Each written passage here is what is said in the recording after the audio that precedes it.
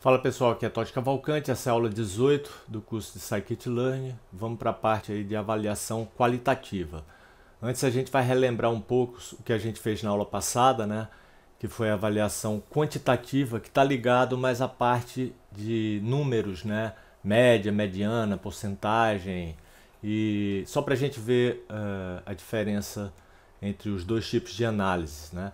Antes eu quero deixar aqui com vocês o link da página do Código Fluente no Facebook. Se curtirem o conteúdo, passem lá e deem um joinha. O link da página do Código Fluente no Pinterest, meus links afiliados na hosting digitalocean1.com. E vamos seguir. Então, avaliação qualitativa do classificador. Antes, vamos relembrar o que fizemos na aula passada, que foi a avaliação quantitativa do modelo. Os dois métodos quantitativos mais utilizados para análise de dados são a estatística descritiva e estatística inferencial. A estatística descritiva, também conhecida como análise descritiva, geralmente é o primeiro nível da análise. Isso ajuda os pesquisadores a resumir os dados e encontrar padrões. Algumas estatísticas descritivas usadas com frequência são média numérica de um conjunto de valores, mediana, ponto médio de um conjunto de valores numéricos, moda, valor mais comum entre um conjunto de valores, porcentagem, proporção de uma quantidade ou grandeza em relação a uma outra avaliada sobre a centena, frequência, o número de vezes que um valor é encontrado, intervalo, o valor mais alto e mais baixo em um conjunto de valores. Foi o que a gente fez na aula passada, né? A gente trabalhou mais com essa parte numérica. A análise qualitativa tem um caráter mais subjetivo. Nessa aula trataremos a parte do código referente à análise qualitativa do classificador criado, a parte em laranja no código abaixo. Só mostrar aqui, essa parte aqui, ó.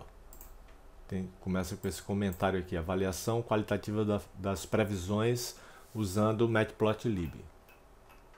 Métodos qualitativos de análise de dados. Vários métodos estão disponíveis para análise de dados qualitativos. Os métodos mais usados são análise de conteúdo. Este é um dos métodos mais comuns para analisar dados qualitativos. É usado para analisar informações documentadas na forma de textos, mídia ou mesmo itens físicos. Análise narrativa. Esse método é usado para analisar o conteúdo de várias fontes, dados textuais garimpados de várias maneiras, né, em pesquisas, crawlers, etc. Análise do discurso ou narrativa é usada para analisar as interações com as pessoas, no entanto, concentra-se em analisar o contexto social em que ocorreu a comunicação. Teoria fundamentada. Refere-se ao uso de dados qualitativos para explicar por que um determinado fenômeno aconteceu. Isso é feito estudando uma variedade de casos semelhantes em diferentes configurações e usando os dados para derivar explicações da causa de determinado evento ocorrer. No caso aqui do exemplo da classificação das faces, né, do modelo classificador de faces, a gente vai usar o Matplotlib para previsões da qualidade do modelo, plotando algumas imagens das faces, mostrando o valor correto e o valor previsto para as faces-alvo, mostrando também algumas eigenfaces. Na verdade, são mostradas apenas 12 imagens, já que Plot Gallery foi definido dessa forma aqui, ó, que está aqui, com 3 linhas e 4 colunas. Né? 3 vezes 4, 12, então serão plotadas apenas 12 imagens. E aí vocês podem fazer o teste trocando esses números aí. A gente vai fazer aqui na prática, só mostrar onde é isso aqui. Aqui, ó. Então vamos seguir aí para a explicação desse código que está aqui embaixo, né? A função Plot Gallery recebe as imagens do conjunto de teste já com PCA, né, que a gente fez em passos anteriores. Vou mostrar aqui no Sublime. Então está aqui a Plot Gallery. O que chega aqui em imagens, né, as chamadas estão aqui embaixo. Ó. São duas chamadas, ó, na linha 153, aqui, e aqui na 157. Na primeira chamada a gente passa o X-teste, né? São as imagens do conjunto de teste. Né? E na segunda a gente está passando as eigenfaces. A gente está passando também os títulos previstos, a altura e a largura. E a gente também define que as imagens serão mostradas em 3 linhas e 4 colunas. Né? Eu já falei, são 12 imagens. Né? Então é isso, vamos seguir aqui. Depois temos plt.figure e plt.subplots_adjust com alguns parâmetros. Os parâmetros do plt.figure são para ajustes do tamanho das fotos na plotagem. E os parâmetros do subplots_adjust definem o espaçamento entre as fotos. Só mostrar no Sublime aqui. Então, ó, a gente passou a altura, a largura, né, o número de colunas e de linhas. E aqui a gente tem isso aqui que eu acabei de falar, que é o Figure, onde a gente ajusta o tamanho das imagens com essa continha aqui. E o Subplots Adjust, a gente define o espaçamento entre as imagens. Em seguida a gente tem esse for aqui, né, no range, né, de 3 vezes 4, né? NRow está com 3, NCall 4. Então vai ser no range de 12 aqui. E aí ele vem para essa chamada aqui da função do matplotlib, subplot, né? Então, dentro do loop for da plot gallery, né, a gente tem a subplot, que eu mostrei lá agora no código. E ela recebe esses parâmetros aqui, né? Número de colunas e de linhas, né? No caso de linhas e colunas, e esse i mais 1. Os parâmetros indicam o número total de linhas e colunas, e o terceiro parâmetro é o índice da figura. O index, né, ou índice, começa em 1, no canto superior esquerdo, e aumenta para a direita. O primeiro subplot é a primeira coluna da primeira linha, o segundo subplot é a segunda coluna da primeira linha, e assim por diante. O index começa em 1, por isso o i mais 1 em subplot NRow, NCall e esse i mais 1 aqui, né? Porque o index começa em 1, né? Começa em 1. Até acrescentei aqui o erro que dá se eu trocar isso aqui, se eu tirar esse mais 1 aqui, e aí o i vai começar do 0, aí ele vai lançar esse erro aqui, ó. O valor num must be, né, deve estar, né, entre 1 e 12 e não 0. Se você coloca como 0, o primeiro i será 0, né? Então ele vai dar erro. Só para explicar esse i mais 1 aí na subplot. Deixa eu dar um refresh aqui. Agora imshow.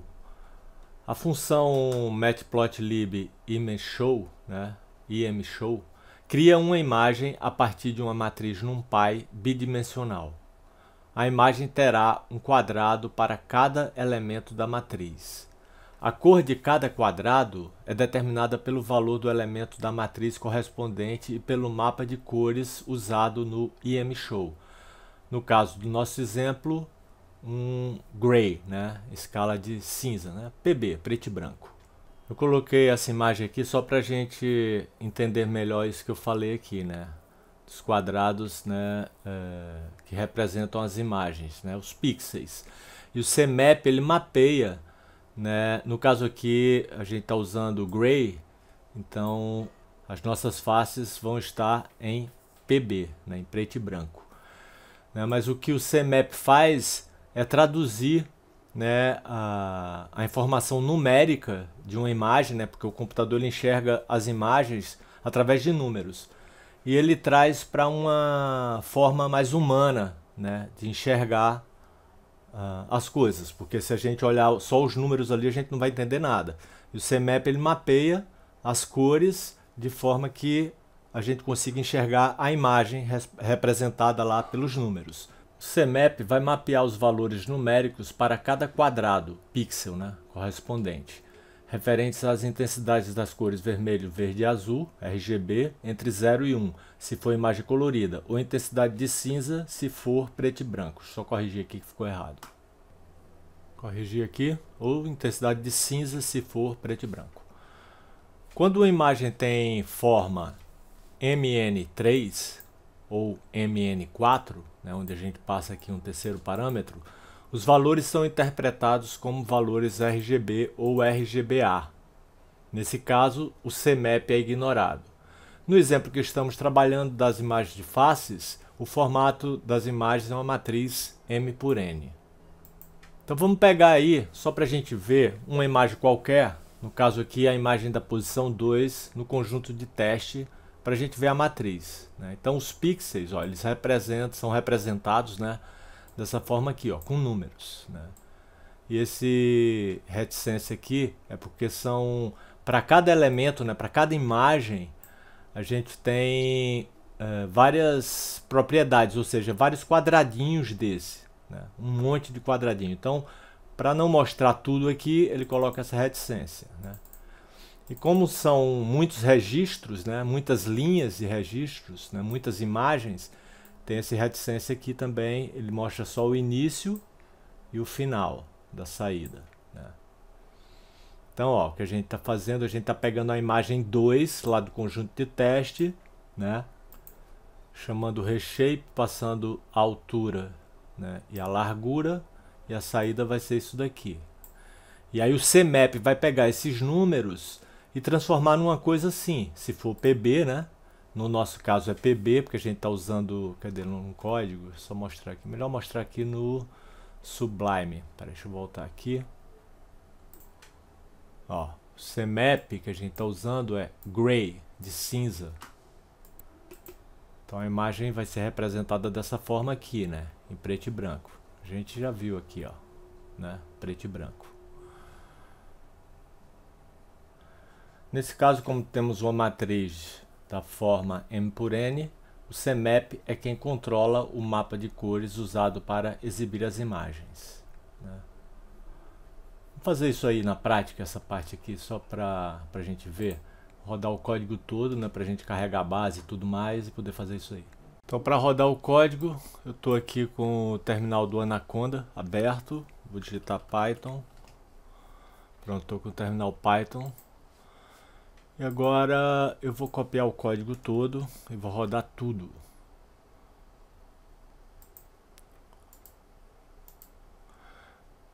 Nem vou dar o pause, só para vocês verem aqui que a parte de treinamento é a parte que mais demora. Ó. Vocês vão ver aqui. A gente chegar lá. Ó, pronto, chegou na parte do treinamento. Olha o tempo que vai ficar. Quando a base é muito grande, né, às vezes para você criar um classificador, você fica treinando ele aí durante dias.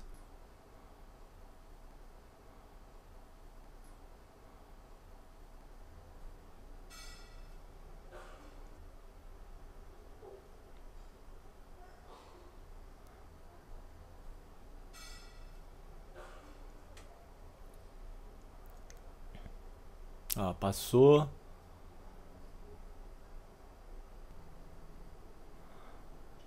Ó, vou dar o plot também, nem ia dar, mas só pra gente ver a saída. Tá aqui, ó. Deixa eu diminuir aqui o tamanho para caber aqui na tela. Então ele plota duas figuras, né? Uma com as Eigen Faces e aqui são as duas chamadas, né, que a gente tem no código. Aqui, ó, Plot Gallery, né? E o Plot Gallery aqui. Esse daqui, figura 1 é da primeira chamada e a da figura 2 é da segunda chamada. Esse daqui. Ou seja, deixa eu botar aqui melhor. O da direita é a primeira chamada, que é a figura 1, e a figura 2 é a segunda chamada. Só para vocês verem também, ó, enquanto eu não fechar a figura, o plot show está rodando, né? Então ele só vai liberar o terminal na hora que eu fechar aqui, ó. Fechei essa, e aí, beleza, liberou aqui o terminal, né? Então vamos fazer o seguinte, vamos rodar isso daqui, só pra gente ver essa saída aqui que tá em verde. Olha lá, a representação aí matricial dessa imagem. Agora a gente vai plotar ela com esses dois comandos aqui.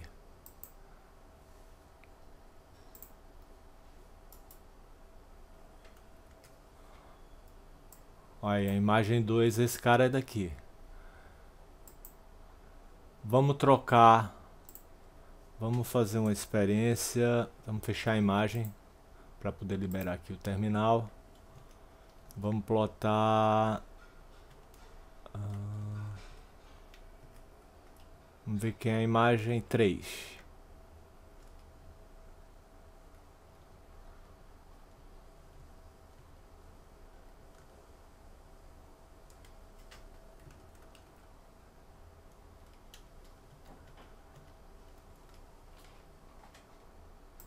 imagem 3.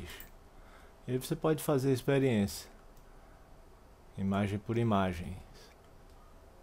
Botar, sei lá, a imagem 6.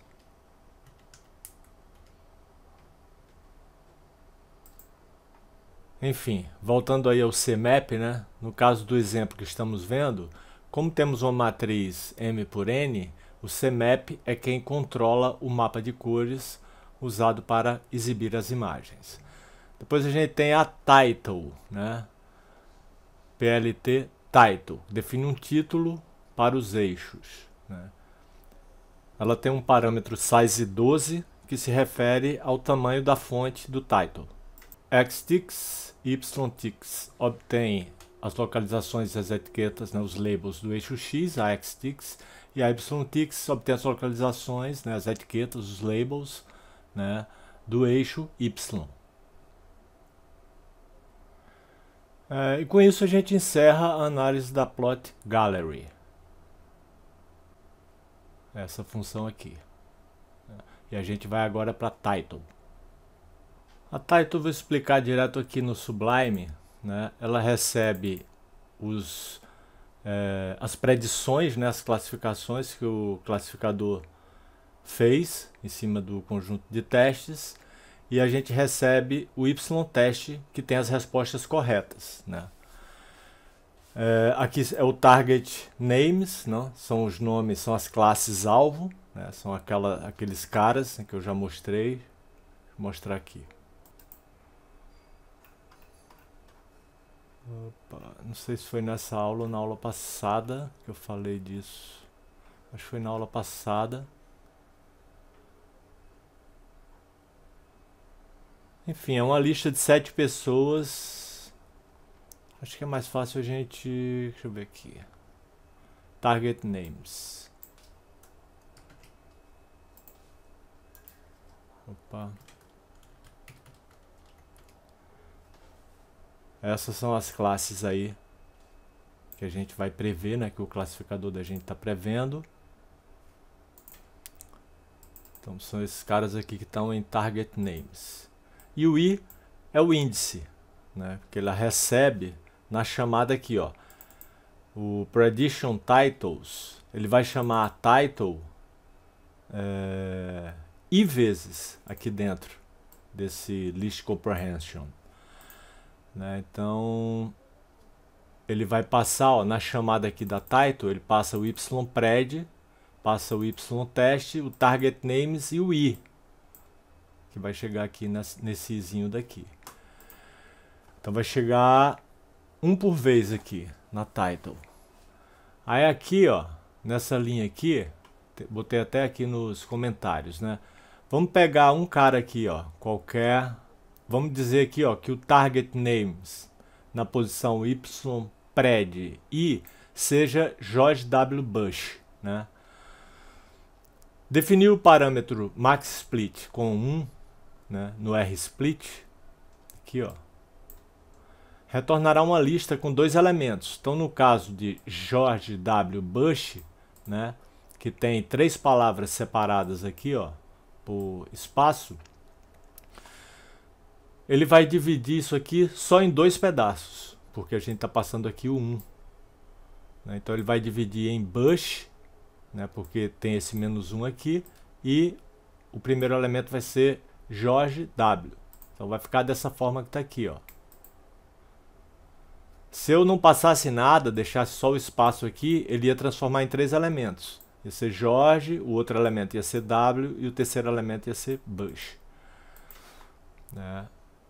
Então ele vai retornar uma lista com 2 elementos. Aqui o primeiro elemento é George W, o segundo Bush. O menos 1 é para pegar só o último elemento. No caso, vou até corrigir aqui que faltou a aspa aqui. Salvar. Ele vai pegar só o Bush, né? Para o caso aqui de George W. Bush. E ele vai fazer isso aí para todos os caras. Então aqui, ele vai pegar os nomes que o classificador previu para cada registro do conjunto de teste. E aqui no TrueName ele vai pegar as respostas corretas, né? e vai retornar essa string aqui. Predict, dois pontos, aí vai pegar tudo que está em predName, né? Aí vai colocar essa string aqui true, dois pontos, e vai pegar tudo que está em trueName. Para a gente ter uma saída assim. O que o modelo previu e qual é a resposta correta. O que o modelo previu, que é a resposta correta para cada figura. Né? Isso aqui eu acho que eu já expliquei, né? Porque são as chamadas aí para a função title. Aqui é a chamada da plot gallery, né? Passando aqui para imagens o conjunto de teste e os títulos aqui os prediction titles, né? O prediction title, vou mostrar para vocês aqui como é que ele tá. Deixa eu ver se é autocompleto. Prediction titles. Ele tá assim, ó. Vamos pegar aqui um elemento só, lá no início. Opa, cadê? Prediction titles, ó. O classificador, ele previu Bush e a resposta correta, Bush. O segundo cara, ele previu como Bush e a resposta correta é Bush. Então ele acertou, né? Só pra gente entender como é que tá essa saída aí do Prediction Titles, né? Então quando a gente chama aqui a Plot Gallery, a gente passa o conjunto de teste, esse Prediction Title que eu acabei de mostrar, né? A altura e a largura. Aqui a gente pega no range, isso aqui é o range do conjunto de teste. EngainFace.shape na posição 0. Deixa eu mostrar para vocês aqui. Opa, não copiou. 150, né? Se eu botar teste, deixa eu pegar o len aqui só para ver se é igual, se é isso mesmo que eu estou pensando. Não é. Ah, não, tá. Aqui ele está dando um loop, ó. EngainFace 150 são as como é que chama? É o resultado aqui, ó, do PCA, né? Que a gente reduziu 1000 e tantos, né, componentes ou pixels, vamos dizer assim, que a imagem teria, a gente reduziu para 150 aqui fazendo o processo de PCA. Então, na verdade, cadê? EngainFaces está fazendo um loop aqui, ó, em 150, no range de 150. Opa. EngainFace.shape na posição 0 tem 150, então ele está fazendo um loop no range de 150. E aí ele vai chamar a Plot Gallery, né, passando EngainFace Titles. Vou mostrar aqui o que é que tem em EngainFaces underline. Deixa eu copiar que é melhor.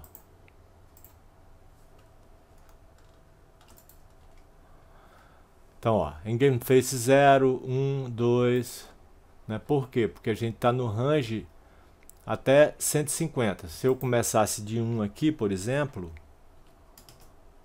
né, a saída seria EngainFace 1, 2, 3, né? Começaria do 1 ao invés do 0. Aí tem a segunda chamada aqui da Plot Gallery, passando EngainFaces aqui, que vai chegar em imagens, né, images, na verdade em inglês. A gente está passando o EngainFace Titles, que é aquilo que a gente viu, que é isso daqui, ó. EngainFace 0, EngainFace 1, 2, 3 e assim por diante. A altura e a largura, que isso aqui foi pego lá em cima no início do código. Cadê? Aqui, ó, nessa linha aqui, 45. Tá? E aqui por último, né, a gente chama a Plot Show, que ela inicia um loop de eventos, procura todos os objetos de figura ativos no momento e abre uma ou mais janelas interativas que exibem sua figura ou figuras. No caso aqui, duas figuras, né?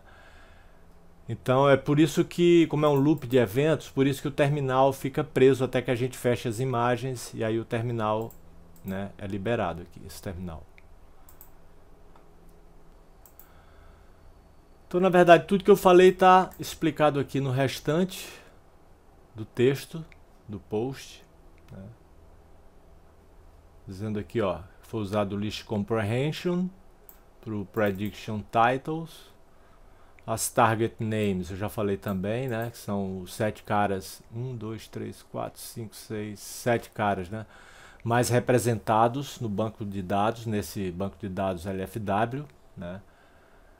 Ou seja, quem tem mais fotos, né, no conjunto de dados. Então são essas classes aqui que a gente quer prever, que quer que o classificador faça a previsão. O YPAD são os valores que o modelo previu na hora que fizemos a avaliação quantitativa. O Y-test são os valores corretos para que possamos avaliar nosso classificador e saber se ele está acertando ou o quanto ele está acertando, né, e o quanto está errando.